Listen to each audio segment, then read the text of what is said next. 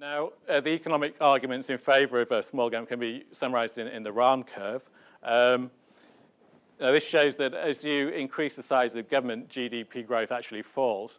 Now, the argument on the left-hand side is that when you've got no institutions, basically growth's also very poor. So you need a small level of government in order to create the environment in which markets can flourish.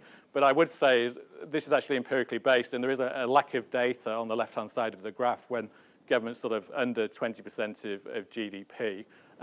So we've got somewhere like Hong Kong that's around 20–25%.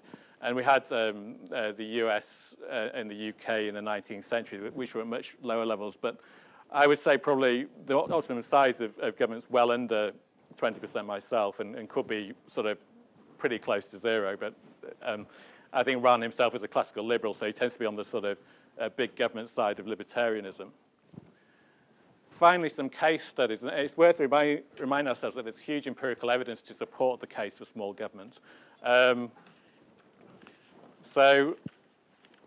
First off, we have Britain and the USA in the 18th and 19th centuries. And I think this is when the Industrial Revolution took place. And I think this would never have happened if we'd had sort of current high levels of taxation and high levels of regulation. It needed entrepreneurship and entrepreneurial freedom to take place.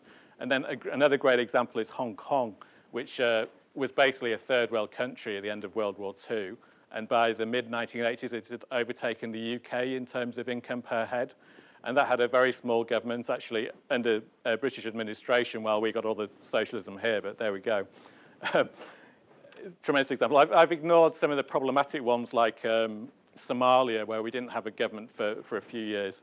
And I would say, and also primitive hunter-gatherer societies with no governments. And I would also say that culture is an important element in economic growth and so on. And this is a neglected area, but that complicates matters. And of course, in Somalia, we also had huge intervention from foreign powers that probably destroyed the chance of a spontaneous sort of non-government society. Finally, I'd like to remind you about the horrors of big government. I think it's always worthwhile reminding people about this. The first example is the USSR, where at one point Stalin killed 30 or 40 million people. Dissidents were put into labor camps, gulags.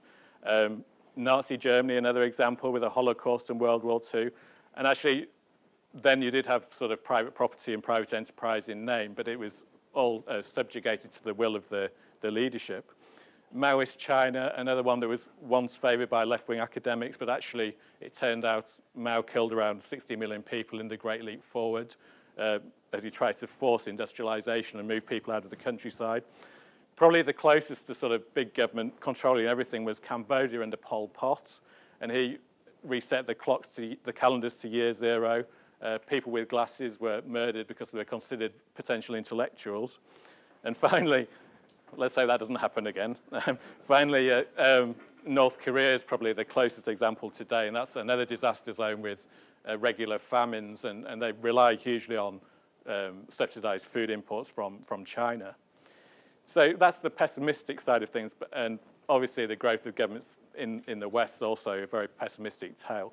But I'll end on an optimistic note, and I think as we see the rise of East Asia economically, often with pretty low levels of government, public spending as a share of GDP in China, Hong Kong, and so on, is typically sort of around the 20 to 30% level.